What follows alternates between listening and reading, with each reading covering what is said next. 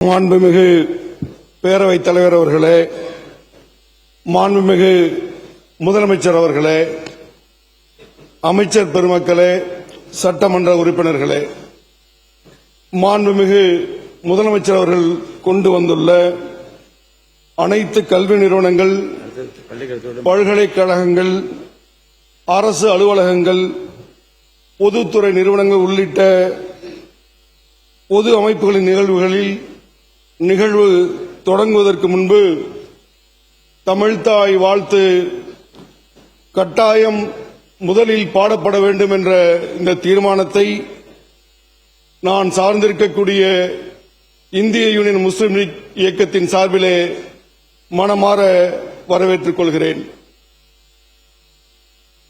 அரசியல் நிர்ணய சபையிலே அரசியல் அமைப்பு சட்டத்தை உருவாக்கும் போது எழுந்த விவாதத்தில் இந்தியாவினுடைய ஆட்சி மொழியாக எந்த மொழியை உறுதி செய்யலாம் என்ற விவாதத்தின் போது இந்திய யூனியன் முஸ்லீம் லீக்கினுடைய மகத்தான தலைவர் கண்ணியமிகு காகிதம் இல்லத் அவர்கள் அந்த அவையிலே தமிழ் பேசக்கூடிய பலர் இருந்தாலும் கண்ணியமிகு காகிதம் இல்லத் அவர்கள் இந்தியாவினுடைய ஆட்சி மொழியாக தமிழ்தான் இருக்க வேண்டும் என்பதை அழுத்தம் திருத்தமாக பதிவு செய்ததன் அடிப்படையிலே அதன் வழியிலே வந்திருக்கக்கூடிய இந்திய யூனியன் முஸ்லீம் லீக்கின் சார்பில் நாங்களும் அந்த தீர்மானத்தை வழிமொழிகிறோம்.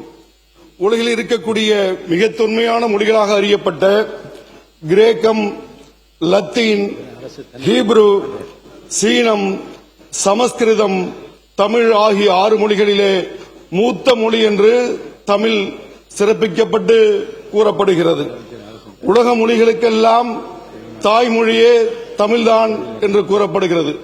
அந்த மொழி உணர்வை சிண்டி பார்க்கக்கூடிய வகையிலே ஒன்றிய அரசு வேற்றுமையில் ஒற்றுமை காண வேண்டும், பல்வேறு இன மக்கள், மொழி பேசக்கூடிய மக்கள், மதத்தை பின்பற்றக்கூடிய மக்கள் எல்லாம் வாழக்கூடிய இந்த பகுதியிலே, இந்த நாட்டிலே அவர்களை உணர்வுகளை கேள்விக்குறியாக்கக்கூடிய வகையிலே அவர்கள் அனுப்பியிருக்கக்கூடிய சுற்றறிக்கைக்கு முற்றுப்புள்ளி வைக்கும் விதமாக நம்முடைய மாண்புமிகு முதலமைச்சர் அவர்கள் தமிழ்த்தாய் வாழ்த்தை முதலிலே பாட வேண்டும் என்ற இந்த தீர்மானத்தை ஆதரித்து வழிமொழிந்து அமைகிறேன். நன்றி, வணக்கம், வாழ்த்துக்கள்.